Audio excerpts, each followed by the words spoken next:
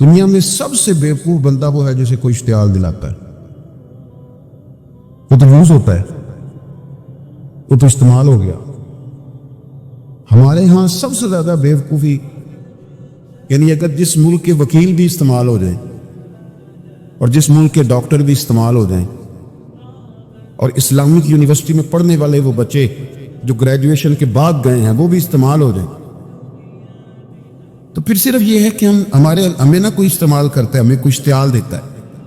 اب ہماری دنیا میں نا کچھ ایسے اسلامی ملک ہیں جو اب ملک ہی نہیں رہے۔ عراق اب کسی ملک کا نام نہیں، لیبیا اب کوئی ملک نہیں رہا، شام اب کوئی ملک نہیں۔ پتہ نہیں آپ کو سمجھ آ رہی ہے کہ نہیں آ رہی میری بات کی؟ عراق کے اندر جس گروہ کی جتنے حصے پر حکومت ہے نا، ایک صوبے پہ حکومت ہے تو وہ الگ حکومت کر رہا ہے اس وقت، اور جس کی جتنے ضلعوں پہ حکومت ہے جو پاورفل ہے وہ الگ حکومت کر رہا ہے۔ لیبیا کا بھی یہ حال ہے، شام کا بھی یہی حال ہے۔ خدا نہ خواستہ جو یمن کی طرف لوگوں کی نظریں اور معاذ اللہ عرب شریف کی طرف، جس کو سعودی عرب کہا جاتا ہے، ادھر بھی لوگوں کی گھناؤنی نظریں ہیں۔ اگر وہاں بھی خدا نہ خواستہ یہ جیسے الگ الگ کر کے مسلمان کو مارا جا رہا ہے تو اللہ نہ کرے وہاں بھی ایسا ہو جائے۔ لیکن اب یہ ملک ہی نہیں رہے، یہ چھوٹی چھوٹی ٹکڑیوں میں بٹ گئے۔ کیوں بھلا؟ ہمیں لوگ اشتعال ہی بڑا دلاتے ہیں۔ میرے رسول کریم صلی اللہ علیہ وسلم کا کمال یہ ہے کہ رسول پاک کو کبھی اشتعال نہیں آیا۔ اور بھائی حضور کو کبھی اشتعال ہے بول کے بتائیے، اشتعال چھوڑ دو۔ ہم محتاج ہیں نبی پاک کے، ہم نے جو سیکھنا ہے اپنے نبی سے سیکھنا ہے۔ وہ اگر زندگی میں آپ نے اشتعال چھوڑ دیا، بہت سارے لوگ دانا پھینکنے آتے ہیں، وہ پھینک کے چلے جاتے ہیں، ہم پیچھے سے لڑتے رہتے ہیں۔ اگر آپ اشتعال چھوڑ جائیں، دیکھو حضور کے میلاد پر میں نے کیا بات چھیڑی ہے، بڑی ضروری سمجھی ہے تو چھیڑی ہے۔ نبی پاک کو نا اپنے دادا سے بڑا پیار ہے، بڑا دادا سے، والد سے تو ہوتا ہی ہے، ماں سے تو ہوتا ہی، حضور کو اپنے دادا سے۔ بخاری شریف میں حدیث ہے، جناب ابو سفیان رضی اللہ تعالیٰ عنہ حدیث کے راوی ہیں، فرماتے ہیں کہ جنگ میں حضور کے ساتھ تھا فتح مکہ کے بعد، تو کافروں نے بڑا شدید حملہ سامنے سے کر دیا۔ فرماتے ہیں جب انہوں نے شدید حملہ کیا تو مسلمان تھوڑے پیچھے ہٹے، ارادہ یہ تھا کہ نئی منصوبہ بندی کے ساتھ آگے بڑھیں گے۔ کہتے میں نے نبی پاک صلی اللہ علیہ وسلم کے گھوڑے کی لگام تھامی ہوئی تھی، صحابہ پیچھے ہٹے پر حضور نہیں پیچھے ہٹے اور آگے بڑھے۔ تو میں نے کہا یا رسول اللہ سب لوگ پیچھے ہٹ رہے ہیں، ذرا پیچھے ہٹ کے نئی حکمت عملی، نئی تازگی کے ساتھ وار کریں گے تاکہ مقابلہ کر سکے۔ تو جنگ کا موقع ہے، جنگ کا وقت ہے، اور حضور وہاں نعرہ کیا لگاتے ہیں؟ فرمایا پیچھے نہیں ہٹنا۔ کیوں؟ انا النبی لا کاذب، انا ابن عبد المطلب لا کاذب۔ فرمایا پیچھے نہیں ہٹنا ہے، ایک تو اس لیے نہیں ہٹنا کہ میں نبی ہوں اور یہ بھی سچ ہے، اور اس لیے بھی پیچھے نہیں ہٹنا کہ میں کوئی معمولی آدمی نہیں، میں عبد المطلب کا پوتا ہوں۔ اب پیچھے ہٹنا کتنی دلچسپی اپنے دادا کے ساتھ، کتنا پیار ہے۔ ضروری نہیں دادا پی ایچ ڈی ہو تو پھر ہی پیار کیا جائے، یہ بھی ضروری نہیں کہ دادا کروڑ پتی ہو تو پھر بھی پیار کیا جائے، یا دادا پیر ہو، صوفی ہو، عالم ہو تو پھر ہی پیار کیا جائے۔ ماں باپ تو ماں باپ ہی ہوتے ہیں، ماں باپ تو ماں باپ ہوتے ہیں۔ مجھ سے کوئی کہے میں اپنی اماں پہ 6 جلدوں میں کتاب لکھ سکتا ہوں، میں ذمہ داری سے کہہ رہا ہوں، وضو کے ساتھ بیٹھو۔ اگر کبھی اللہ مجھے موقع دے تو میں کئی جلدوں میں اپنے والد پر کتاب لکھ سکتا ہوں۔ یہ ضروری تو نہیں کہ ماں باپ پڑھے لکھے ہوں تو پھر ہی ان پہ لکھا جا سکتا ہے۔ ماں اگر اپلے بھی تھاپتی ہو نا، اسے الف با تا سا نہ بھی دیکھ کے پڑھنا آتا ہو تو بیٹے سے پیار کتنا کرنا ہے یہ اسے آتا ہوتا ہے، یہ اللہ اسے دیکھ کے بھیجتا ہے۔ اس کے لیے کسی پی ایچ ڈی کی ضرورت یہ اسے پتہ ہوتا ہے، یہ اللہ تعالیٰ اس کے سینے میں پہلے اتارتا ہے۔ نبی پاک صلی اللہ علیہ وسلم کو بڑا پیار، انا ابن عبد المطلب، میں کوئی معمولی آدمی نہیں، میں عبد المطلب کا پوتا ہوں۔ یہ جنگوں میں حضور اعلان کرتے۔ اب دوسری کتاب دیکھی الوفا شریف میں اور شفا شریف میں حدیث ہے، حضرت عمر فاروق راوی فرماتے میں کھڑا تھا، یہودیوں کا ایک بہت بڑا عالم ہے، زید بن دسنا اس کا نام ہے، حضرت بلال حبشی رضی اللہ تعالیٰ عنہ فرماتے ہیں کہ جب کہیں ضرورت پڑتی تھی تو ہم لوگوں سے قرضہ لیتے تھے۔ وہ ایک دن مجھے کہنے لگا مجھ سے قرضہ لے لیا کرو، میرے پاس پیسے پڑے ہوتے ہیں۔ میں نے اس سے قرضہ لے لیا نبی پاک صلی اللہ علیہ وسلم کے مہمانوں کے لیے، کیونکہ میری ذمہ داری تھی مہمانوں کی دیکھ بھال۔ آپ فرماتے ہیں کہ ابھی اس کے حضرت عمر فرماتے ہیں کہ وعدے میں 3 دن باقی تھے، میں حضور کے ساتھ تھا، وہ عالم تھا یہودیوں کا، تورات جانتا تھا، تو چوک میں اس نے کھڑا کر لیا اور کھڑا کر کے کہنے لگا نبی کریم صلی اللہ علیہ وسلم سے کہ میرے پیسے دے. تو حضور صلی اللہ علیہ وسلم نے فرمایا کہ ابھی تو 3 دن باقی ہیں وعدے میں، انشاءاللہ وعدے پہ دے دیں گے. میں نے جو مضمون چھیڑا ہے وہ میں نے مکمل کرنا ہے، آپ میری بات پہ توجہ کرنا. میں کہہ چکا ہوں کہ حضور کو دادا سے بڑا ہی پیار ہے. اب وہ یہودیوں کا عالم کیا کہتا ہے نبی پاک کو، تانا کس طرح دیتا ہے، معاذ اللہ ثم معاذ اللہ، نقل کفر نہ باش. جب حضور نے کہا نا ابھی 3 دن باقی ہیں تو کہنے لگا جی معاذ اللہ ثم معاذ اللہ، پھر معاذ اللہ، کروڑ دفعہ معاذ اللہ. کہنے لگا جی عبد المطلب کی اولاد کا طریقہ یہ ہے، پیسے لے لیتے ہیں پھر واپس نہیں کرتے. ہے نا اشتعال والی بات. یعنی ویسے ہی آپ کسی کو کہیں کہ تیرے دادے کی اولاد شاری کا طریقہ ہی وہ گرم ہو جائے گا.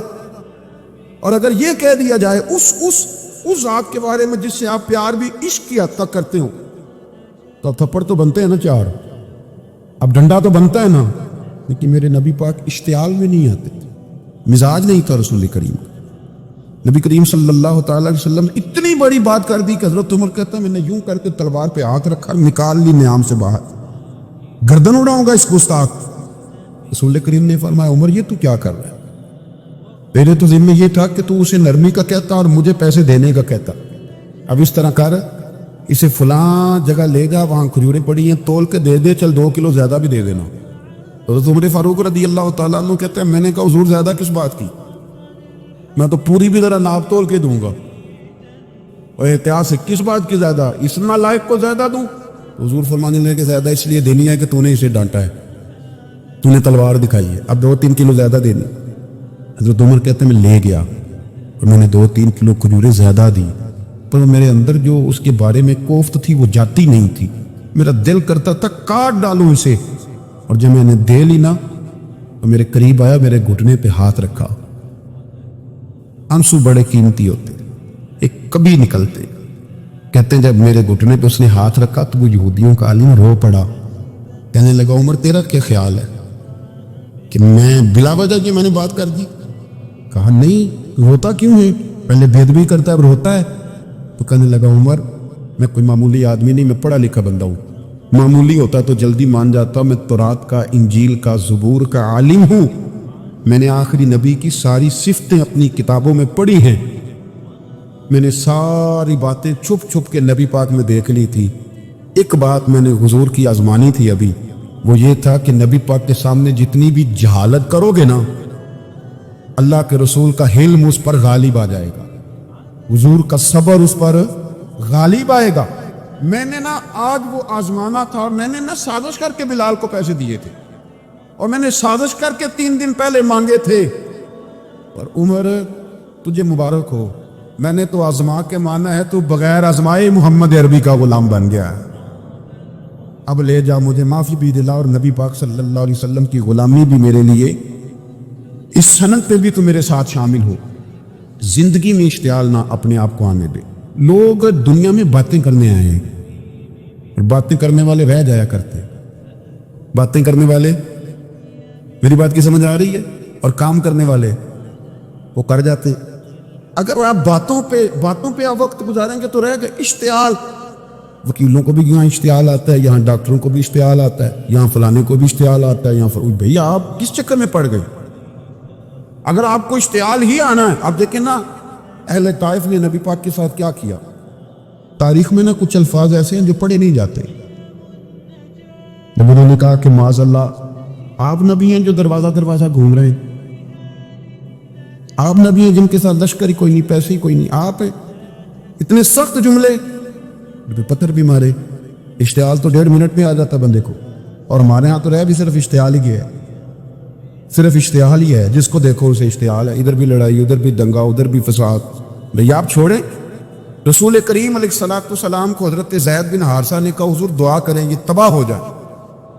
نبی پاک نے فرمایا لفظ حدیث کے، فرمایا لم ابعث لعانا، فرمایا میں کو تانے دینے والا بن کے آیا ہوں، میں کو وہ ہوں جو تانا زنی کروں گا، بد دعا دوں گا انہیں.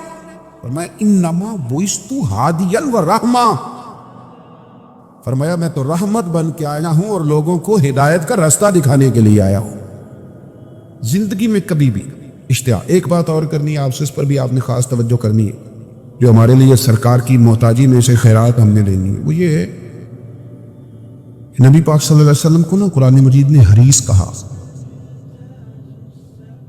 اللہ اکبر، یہاں شاید آپ مجھے کہہ دیں تو میں ناراض ہو جاؤں، لیکن قرآن نے کہا حریص علیکم بالمؤمنین رؤوف الرحیم۔ اللہ کرے کہ ہم قرآن کے الفاظ پر غور کریں۔ حریص علیکم، اے میرے محبوب کے غلاموں، نبی پاک صلی اللہ علیہ وسلم نا تم پر حریص ہیں، یعنی تمہاری بھلائی چاہنے میں جلدی کرتے، تمہاری بھلائی چاہنے میں۔ یہ ایسے الفاظ ہیں کہ اس سے بڑھ کر میں ان کا معنی نہیں کر سکتا۔ اگرچہ علماء تفسیر نے حریص علیکم کے کئی معنی بیان فرمایا محبوب کو جلدی ہے۔ بیٹا بھی اماں سے کہتا ہے اماں آہستہ آہستہ میری ترقی ہوگی نا۔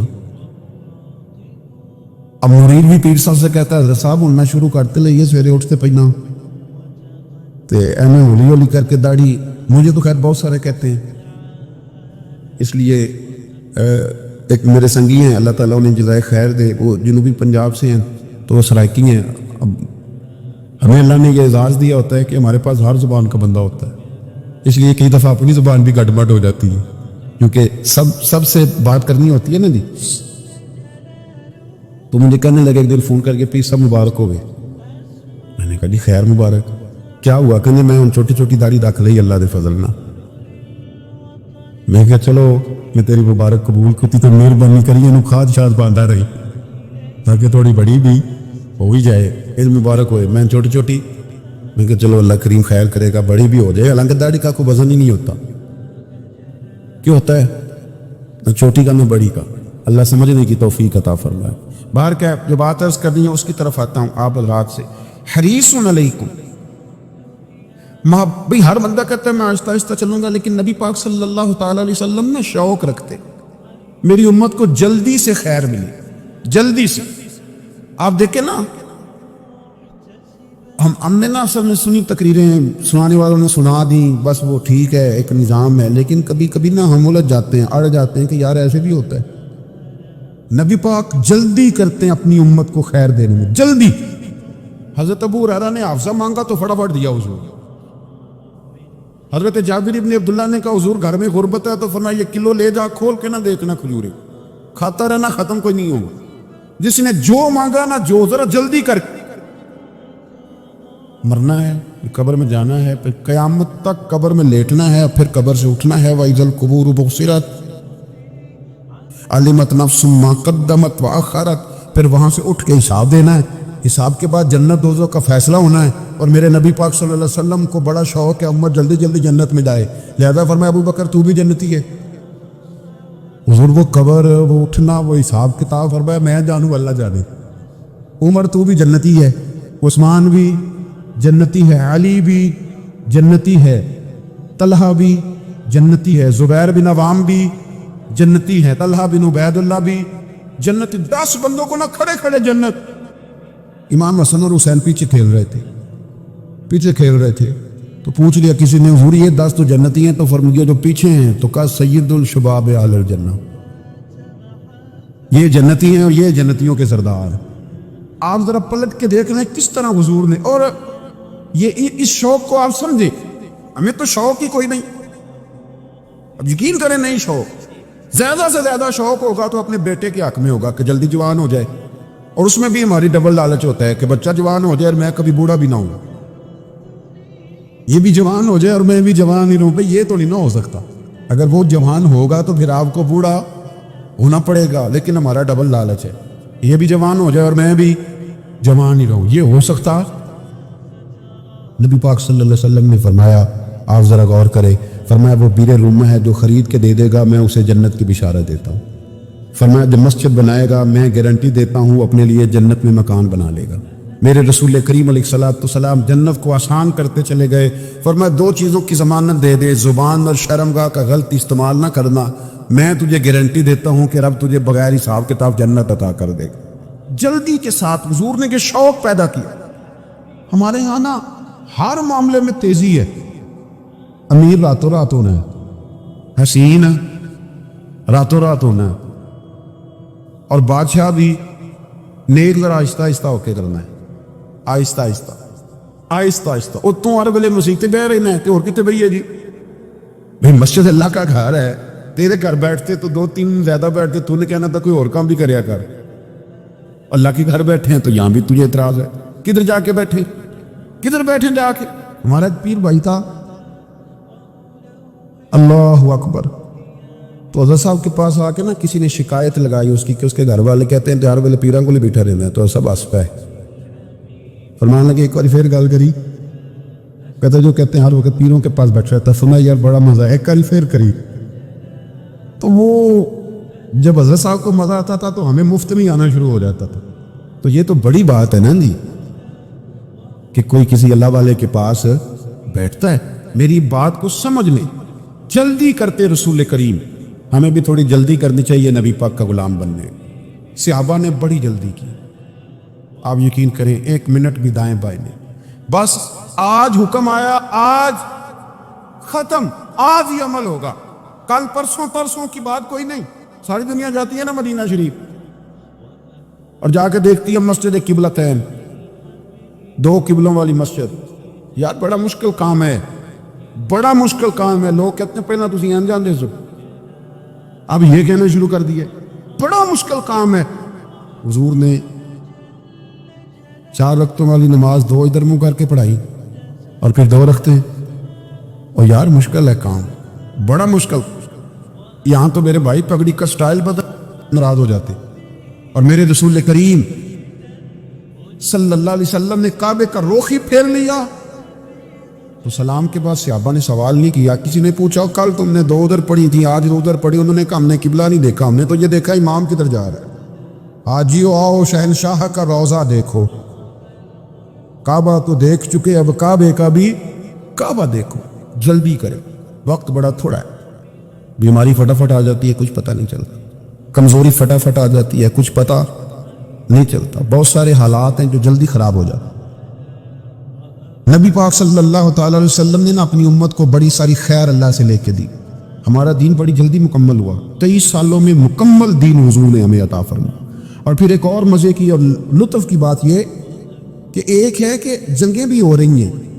ہم کہتے ہیں جی آرام سے بیٹھیں گے تو دین کی بات کریں گے، جنگیں بھی جاری ہیں. بدر ہے، احد ہے، آخر دم تک. جس دن سرکار کا وصال ہوا اس دن بھی نبی پاک صلی اللہ علیہ وسلم نے لشکر روانہ کیا، اس دن بھی لشکر روانہ کیا. جنگیں بھی ہو رہی ہیں اور ساتھ ساتھ رسول پاک نماز، عبادت، تہجد، مسواک، شریعت، دین، تقوی، پرہیزگاری، ان ساری باتوں کا درس بھی بیان فرما رہے. ہم کہتے ہیں جی وہ فلانے حالات ٹھیک ہو جائیں گے کاروباری تو پھر میں مسجد ہوں. بھئی حالت جنگ میں بھی جنگ بھی چلتی رہتی تھی، تہجد بھی چلتی رہتی تھی. وہاں یہ حال تھا کہ وہاں پریشانی بھی چلتی رہتی تھی اور درود و سلام بھی چلتا رہتا. میرے رسول کریم صلی اللہ علیہ وسلم کے غلاموں، اپنے زندگی میں ناکام وہ لوگ وہ جو انہوں نے وقت ضائع کیا، وقت نہیں ضائع کری. ایک آدھ بات حضور غوث پاک کی عرض کرتا ہوں. حضور غوث پاک رضی اللہ تعالیٰ عنہ نے نا نبی پاک صلی اللہ علیہ وسلم کی اتباع میں وقت گزارا ہے. کچھ بندے اللہ کے بڑے خاص ہوتے ہیں. حضور غوث پاک رضی اللہ تعالیٰ عنہ کو اللہ نے اعزاز عطا فرمایا، شان عطا فرمائی کہ غوث اعظم درمیان اولیاء، جو محمد درمیان انبیاء. اس طرح نبیوں میں رسول کریم کا مقام ہے نا، اس طرح ولیوں میں غوث پاک جیلانی کا مقام. حضور غوث پاک رضی اللہ تعالیٰ عنہ کو اللہ نے کئی اعزازات دیے. سب سے بڑی بات یہ کہ اللہ نے انہیں کرامات عطا کی. کرامت دین کا پورا ایک حصہ ہے. ہمارے یہاں نا لوگ کہتے ہیں اخلاق بیان کریں جی، وہ کہتے کیا تھے کرامت کیا ہوتی؟ بھئی کرامت تو قرآن پاک نے بیان فرمائی. آصف بن برخیا جناب بلقیس کا، ملکہ بلقیس کا تخت لائے تھے. یہ اللہ نے کیوں آیت نازل کی قرآن پاک میں؟ وہ کسا کہانی ہے کہ وہ جو تخت لائے یہ کیوں بیان کی؟ اور تخت آیا کس طرح آیا؟ انہوں نے کہا کہ آنکھ جھپکنے سے پہلے آ جائے گا. پھر آیا کہ نہیں آیا؟ ان سے پوچھا یہ کیسے آیا؟ کہنے لگے ھذا من فضل ربی. او سنگیو، صرف حضرت سلیمان علیہ السلام کا امتی تخت لا سکتا ہے، نبی پاک کا غلام نہیں لا سکتا. یار آپ نے کرامت کا انکار کر کے اپنے آپ کو کمزور کر لیا. اور نہیں جی نہیں، یہ کیسے ہو؟ کیا مطلب ہے اس کا؟ آپ سورہ نمل روز پڑھے اور جناب سلیمان علیہ السلام کے امتی کی شان بیان کریں کہ وہ آنکھ جھپکنے سے پہلے 80 گز اونچا، 80 گز چوڑا، 80 من وزنی، تب آنکھ جھپکنے سے پہلے لے آئے. کسی بندے کا ایمان خراب نہیں ہوتا. میرے غوث پاک جیلانی، یہ وہ بندے ہیں جن کے بارے میں نبی پاک نے فرمایا کہ میری امت کے علماء بنی اسرائیل کے نبیوں کی طرح ہیں، امتیوں کی طرح نہیں. کن کی طرح؟ نبیوں کی طرح، نبیوں کی طرح. حضرت غوث پاک رضی اللہ تعالیٰ ہم کو ملنگ لوگ نہیں ہیں الحمدللہ تعالیٰ. ہم تو غوث پاک کی کرامت بھی مانتے ہیں پر قرآن و سنت کی عینک لگا کے مانتے ہیں. یہ میری بات سمجھ لیں. حضرت غوث پاک رضی اللہ تعالیٰ نے طالب علموں کو سبق پڑھا رہے تھے تو سبق پڑھاتے پڑھاتے نا ہاتھ آگے بڑھایا تو اچانک ہاتھ واپس آیا تو گیلا ہو گیا تھا سارا. تو شاگرد بھی بڑے سیانے ہوتے، انہوں نے سبق چھوڑ دیا، استاد جی کے گیلے بازو کو دیکھنا شروع کیا. حضور یہ کیا ہے؟ غوث پاک بھی غوث پاک پہ ہر بندے کا ہاضمہ اتنا اچھا نہیں ہوتا کہ اس کو ہر بات ہضم ہو جائے. کئیوں کو بدہضمی بھی بڑی سخت ہوتی ہے، کھٹے کھٹے ڈکار آتے ہیں بات سن کے، کانوں سے دھواں بھی نکلتا ہے کئی دفعہ.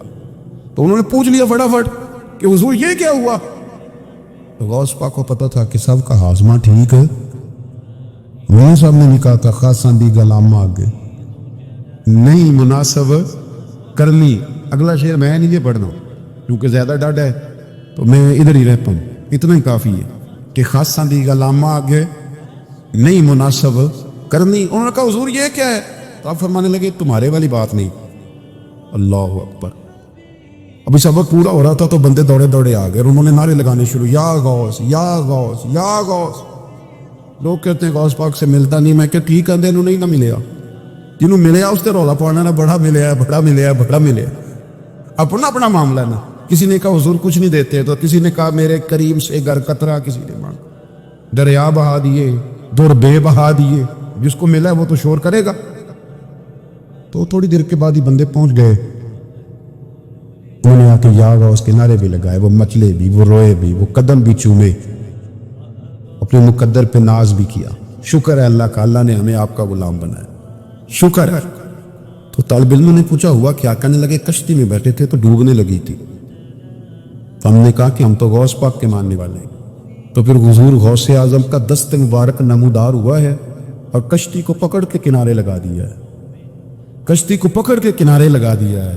ایک قریب کہنے لگا یہ کیسے ہو سکتا ہے؟ تو دوسرا اس کی کمر پہ تھپکے دے کے کہنے لگا ویسے ہی ہو سکتا ہے جیسے آصف بن برقیہ کے ذات ہوا. اللہ تعالیٰ نے نبی پاک علیہ السلام کو سب سے آخری نبی بنایا. اللہ تعالیٰ نے آپ کو تمام انسانیت کے لیے کرم کرنے والا، ہدایت کا پیغام دینے والا بنا کے بھیجا. اللہ تعالیٰ نے حضور کو گواہ بنایا، بشیر بنایا، نذیر بنایا اور فرمایا وَلَسَوْفَ يُؤْتِيكَ رَبُّكَ فَتَرْضَىٰ. آپ کا رب آپ کی رضا چاہتا ہے. اللہ نے حضور کو قرآن دیا، اللہ نے محبوب کو صدیق اکبر دیے، عمر فاروق دیے، عثمان غنی دیے، مولا علی دیے، حسنین کریمین عطا فرمائے. یہ سارے اللہ تعالیٰ نے اپنے محبوب علیہ السلام کی خدمت کے لیے، غلامی کے لیے عطا کیے. اللہ تعالیٰ نے رسول پاک کے دین کو پچھلے تمام دینوں کا ناسخ بنایا. اب کسی دین پر عمل نہیں ہوگا، قیامت تک سکہ مدینے والے رسول کا چلے گا. اللہ تعالیٰ نے رسول پاک علیہ السلام کو حبیب بنایا. اللہ نے محبوب کو نبیوں کا امام بنایا، کائنات کا سردار بنایا. السلام علیکم ناظرین، ویڈیو اینڈ تک دیکھنے کے لیے آپ کا شکریہ. اگر ویڈیو پسند آئی ہے تو لائک کریں، شیئر کریں. ایسی مزید ویڈیو دیکھنے کے لیے ہمارے چینل کو سبسکرائب کر لیں. شکریہ.